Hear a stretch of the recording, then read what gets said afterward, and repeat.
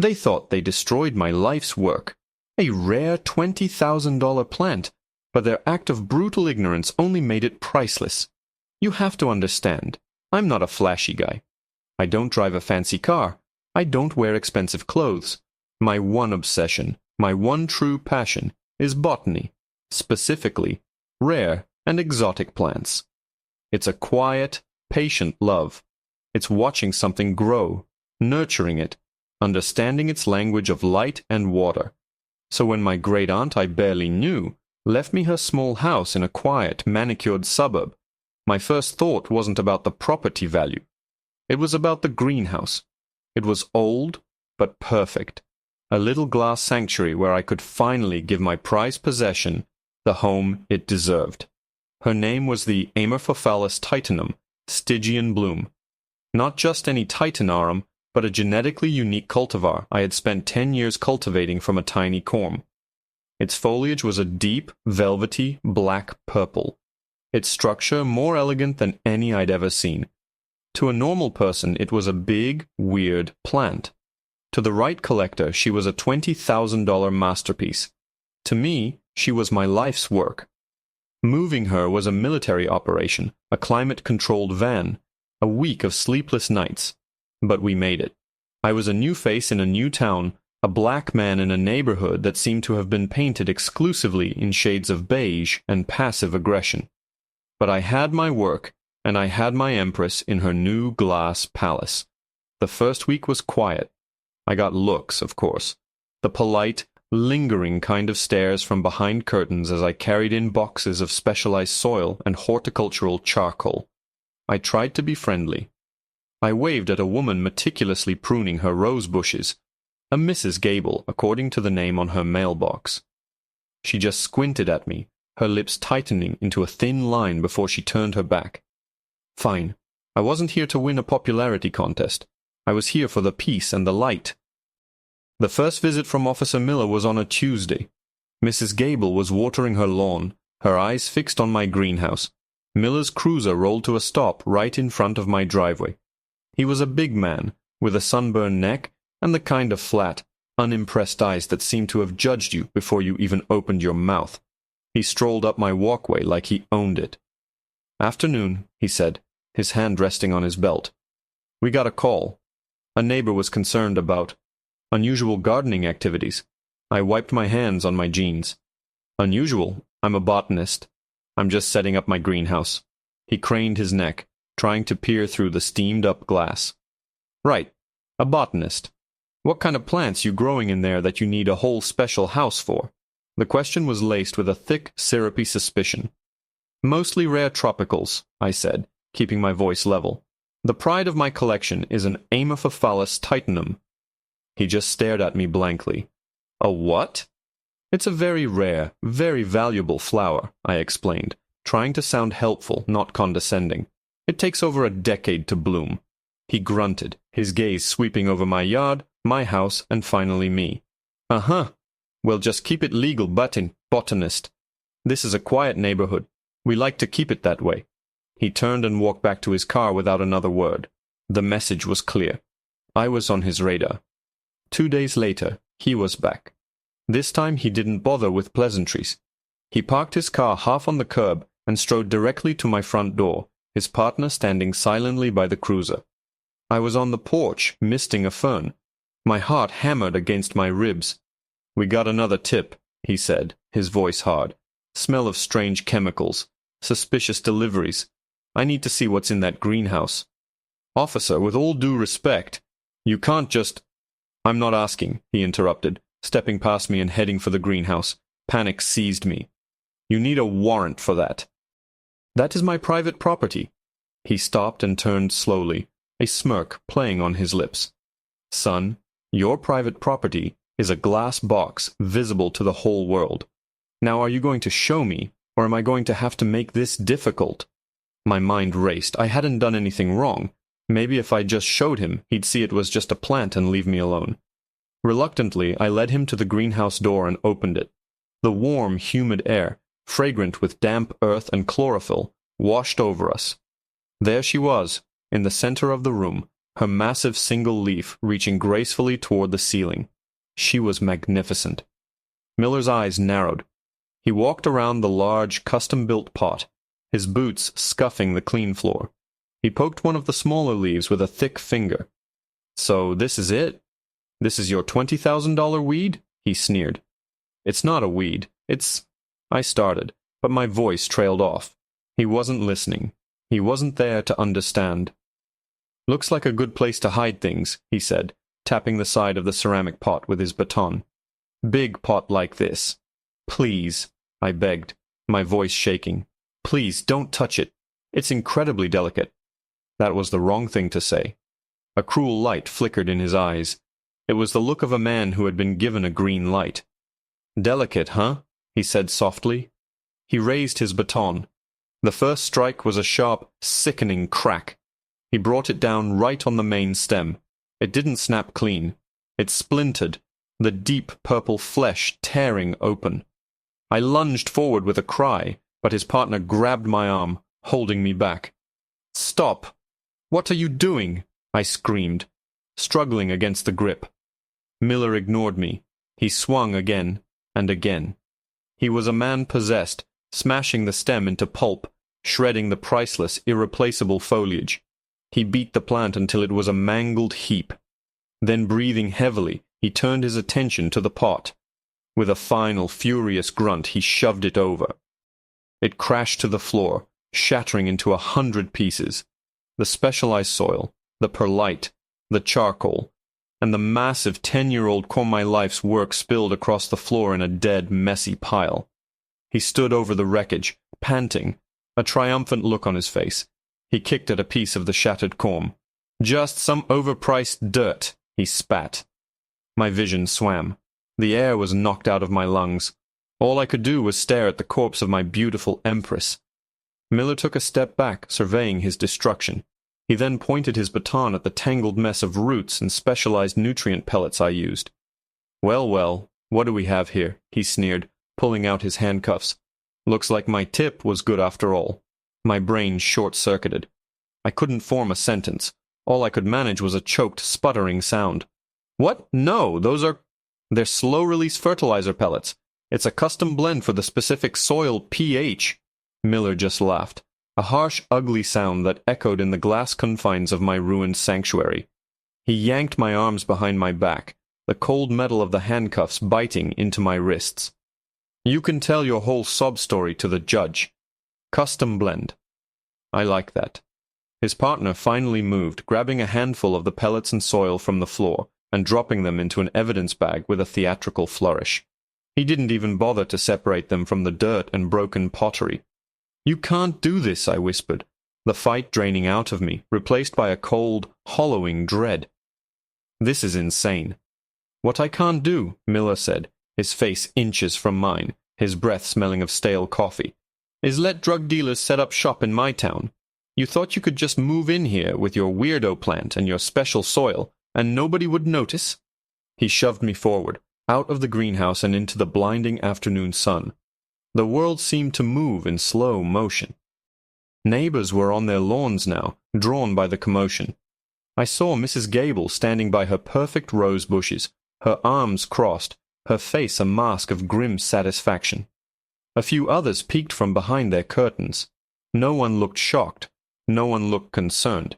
They looked vindicated, as if their vague, unformed suspicions had just been proven correct. This is what they expected. I was a bug under their microscope, and I had finally, blessedly, done something to justify their scrutiny. I was cuffed, head bowed, being forced into the back of a police cruiser in front of my new home, the corpse of my greatest achievement lying broken on the floor just a few feet away. The station was a blur of institutional green paint, buzzing fluorescent lights, and the overwhelming smell of disinfectant. I was processed, fingerprinted, photographed. Every time I tried to explain, to tell them to just call the horticultural supply company, to explain what a Titan Arum was, I was told to shut up. The officer at the booking desk looked at the evidence bag, a Ziploc full of dirt and my expensive fertilizer, and typed unidentified crystalline substance onto the form without a second glance. The charge was possession with intent to distribute. It felt like a line from a movie, something that happened to other people. It wasn't real. It couldn't be. They gave me my one phone call. My hands were shaking so badly I could barely dial. Who do you call when your world has been systematically dismantled by a man with a badge and a grudge? I didn't have family nearby. I didn't know a soul in this town. I called the only person I could think of who would understand at least half of the insanity. My old friend, David. He's a lawyer, but more importantly, he's a plant nerd like me. He was the one who helped me source the custom nutrient pellets in the first place. "David," I said, my voice cracking, "I'm in jail." I explained the whole nightmare, the words tumbling out in a panicked, incoherent stream.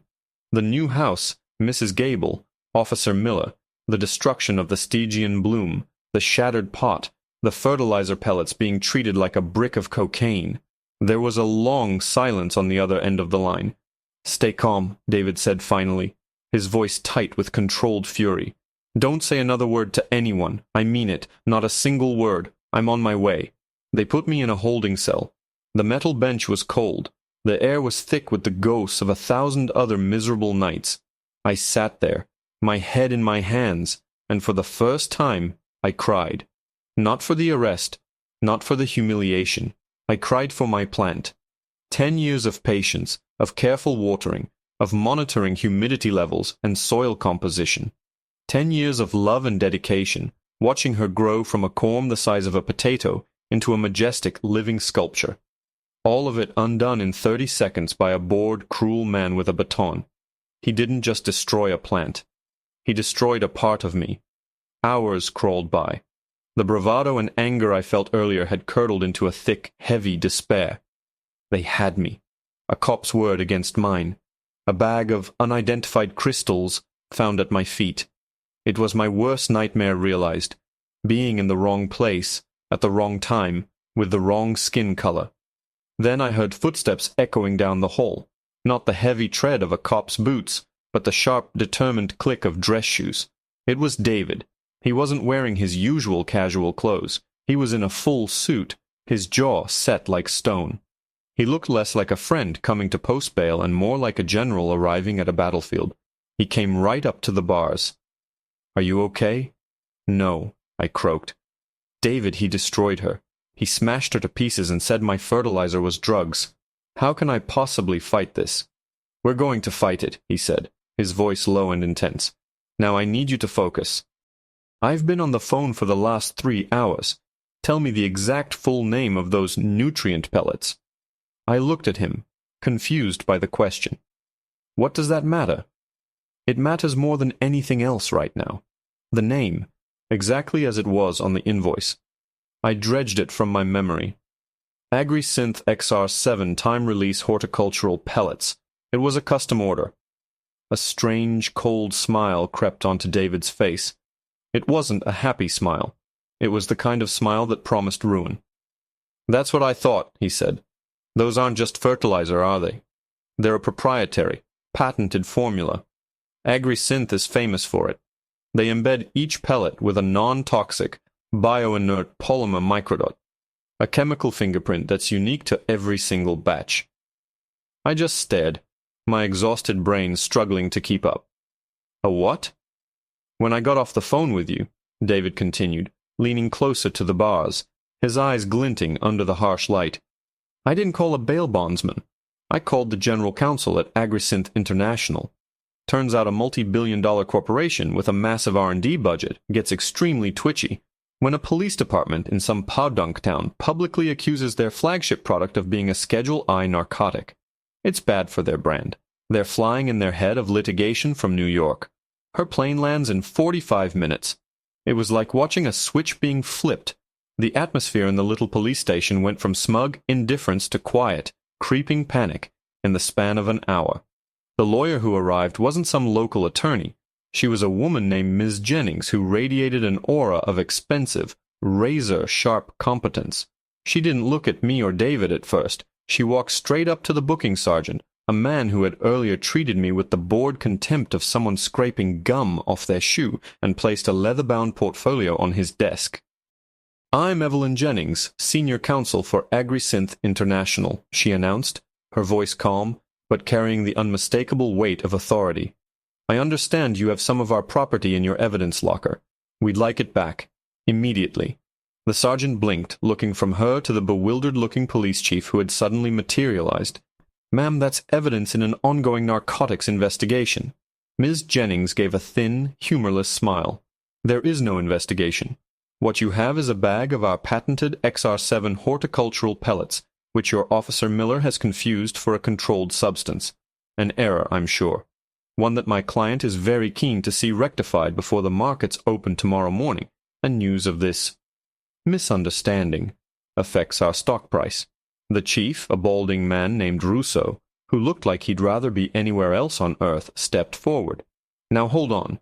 We have reason to believe—" "Chief Russo," Ms. Jennings cut him off smoothly, "your officer destroyed over $20,000 of private property to seize a product that can be purchased in bulk with a commercial agricultural license, a product whose chemical composition is not only patented, but also registered with the EPA.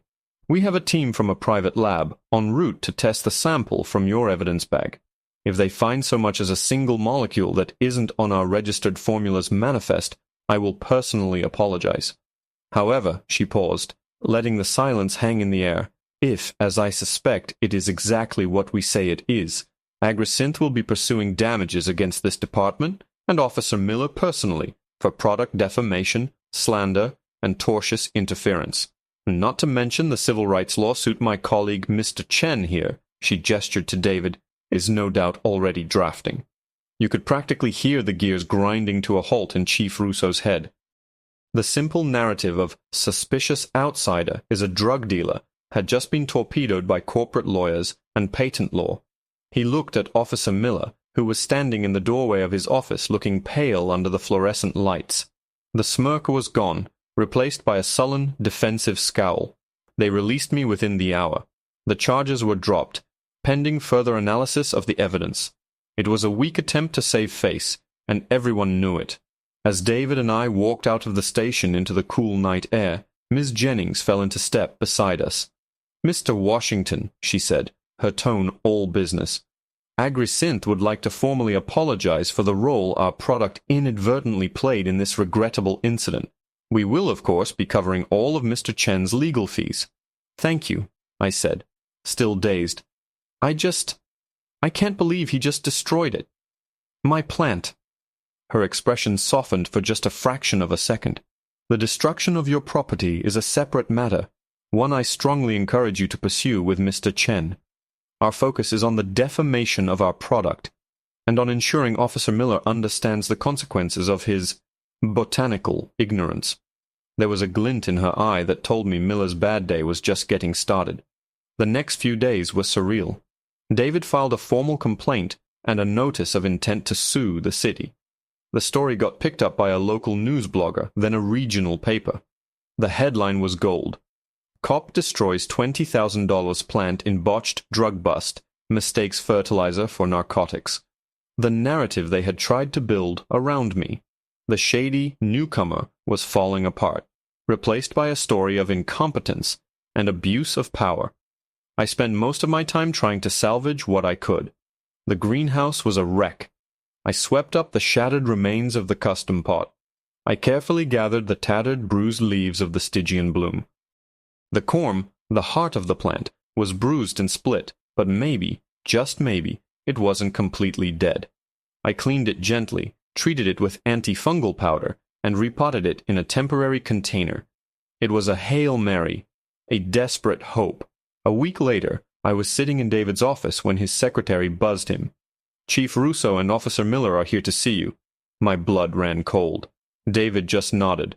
"Send them in." They walked in, without the swagger and confidence they'd had before. Russo looked tired. Miller looked like he'd been chewing on nails. He avoided my gaze, staring at a point on the wall just over my shoulder. "Mr. Washington," Russo began, his voice strained, "we're here to extend an official apology from the department. Officer Miller's actions were regrettable. He overstepped." Miller mumbled something that sounded vaguely like, "sorry." David leaned forward, his hands clasped on his desk. "An apology is a start, Chief. but it doesn't quite cover the $250,000 lawsuit we filed this morning, nor does it undo the damage to my client's reputation, his property, and his sense of security." Russo flinched. "We're prepared to offer a settlement. The city will pay for the replacement value of the plant and the greenhouse repairs, and Officer Miller has been placed on administrative leave pending an internal investigation." It was what I wanted, wasn't it? Justice. Accountability. But looking at Miller's face, I saw no remorse. I saw only the sullen anger of a man who'd been caught. He wasn't sorry for what he did. He was sorry he got in trouble for it. "And Mrs. Gable?" I asked quietly. "The neighbor who made the false reports? The one who watched it happen?" Russo shifted uncomfortably. "She's a concerned citizen. She acted on what she perceived to be a threat." A bitter laugh escaped my lips. "A threat. Right." We settled. I didn't want a protracted court battle. I just wanted my life back. The city cut a check. It was a lot of money, more than I'd ever seen in one place, but holding it felt hollow. I couldn't buy back 10 years of my life. I couldn't undo the violation. I used the money to rebuild. I installed a state-of-the-art security system. I ordered a new, even larger custom-built terracotta pot from Italy, and I waited, tending to the wounded corm of the Stygian bloom, praying it would survive. Miller was eventually cleared by the internal investigation, but he wasn't in the neighborhood anymore. Word was he took a transfer to a less prestigious desk job. I saw Mrs. Gable sometimes. She'd see me in my yard and quickly go back inside, slamming her door. The victory felt incomplete. The wound hadn't fully closed. Then, about 6 months later, on a quiet Sunday morning, I noticed it. A tiny, pale green shoot, no thicker than a pencil, pushing its way up through the soil in the recovery pot. Hope, fragile but fierce, bloomed in my chest. She had survived. My empress was coming back. But as the new leaf began to unfurl over the coming weeks, I realized something was different. The color was wrong. It wasn't the deep, velvety black-purple of the Stygian bloom. This new leaf was a strange, mottled pattern of pale green and a sickly, veiny white. It was variegated, a 1-in-a-million mutation, sometimes triggered by extreme stress or physical trauma to the corm. The kind of trauma my plant had endured. Normal Titan arums were valuable. Variegated ones were legendary. They were considered the holy grail by collectors, almost mythical. The violent act that was meant to destroy my $20,000 plant had, through a bizarre twist of botanical fate, transformed it into something exponentially more valuable. It was now, potentially, a $500,000 masterpiece. And right at that moment, standing in my greenhouse staring at the priceless mutation, my new security camera sent an alert to my phone. Someone was at my front gate. It was Mrs. Gable. She was holding a plate of cookies and wearing the most sickeningly sweet, fake smile I had ever seen. I stared at the image on my phone for a solid 10 seconds. A perfect picture of suburban hypocrisy. Mrs. Gable in a pastel cardigan, holding a plate of what I could only assume were apology cookies. Her face arranged in a practiced expression of neighborly concern. It was so transparent it was almost comical. I hit the button for the intercom on my phone. "Can I help you, Mrs. Gable?" My voice was flat, devoid of warmth. Her smile faltered for a split second as my disembodied voice crackled from the speaker on the gatepost. She hadn't expected an intercom. She probably hadn't expected the new wrought-iron gate, either. "Oh, hello there," she chirped, her voice oozing saccharine sweetness. "I just baked these snickerdoodles and thought I'd bring some over, as a sort of welcome to the neighborhood. A bit late, I know." I almost laughed. A welcome, 6 months late after she had called the cops on me multiple times with bogus complaints, after she stood and watched with cold satisfaction as Miller destroyed my property and put me in handcuffs. "I'm not really a snickerdoodle person," I said into the phone. "Was there something else?" The smile was gone now, replaced by a flicker of annoyance. Well, I also wanted to say how sorry I was about that whole misunderstanding with the police. It was all just a terrible mistake. "A mistake," I repeated, the word tasting like ash in my mouth. "You made multiple calls, Mrs. Gable. You reported strange chemicals and suspicious activity. You told Officer Miller I was running a drug operation. Those weren't mistakes. Those were lies. She clutched her plate of cookies tighter, her knuckles turning white. I was just being a concerned citizen. This is a family neighborhood. We have a right to feel safe. Safe from what? A man who loves plants? Or just a man who doesn't look like you? I let the question hang in the air between us. She had no answer. Her face flushed a blotchy red. I'm very busy, Mrs. Gable. I'd appreciate it if you'd stay off my property. I disconnected the intercom and watched on the camera as she stood there, momentarily stunned, before turning on her heel and marching back to her house, the plate of cookies still in her hand. The news about my plant's miraculous and valuable transformation got out. I'm not sure how. Maybe David mentioned it to someone. Or maybe one of the horticultural suppliers I consulted let it slip. But the same bloggers and news outlets that had covered the initial incident now ran a follow-up story. Botched drug bust creates priceless mutant plant, one headline read. It was a story of cosmic irony, of poetic justice delivered by nature itself. My empress became a minor celebrity. I was contacted by botanical gardens, private collectors, and university research programs. The offers started coming in, and they were staggering. Far more than the city had paid out in the settlement. One morning I got a call from David. He sounded amused. You're not going to believe this. I just got a call from a lawyer representing Officer Miller. What does he want? I asked, my stomach tightening. He wants to sue you. I was speechless. Sue me? For what? For a share of the plant's value, David said, and then he actually did laugh. His claim is that his actions, the physical agitation of the corm, directly caused the variegation. Therefore, he is legally responsible for the increase in value and is entitled to a portion of the profits. He's claiming he created your priceless plant. The sheer, unmitigated gall of it was breathtaking. This man had violated my rights, destroyed my property, and tried to ruin my life, and now he wanted to profit from it. He wasn't just a bully, he was a parasite. Tell him to go to hell, I said. David chuckled. That's essentially what I told his lawyer, just in more billable language. Don't worry, the claim is frivolous. It'll be laughed out of court before it ever sees a judge.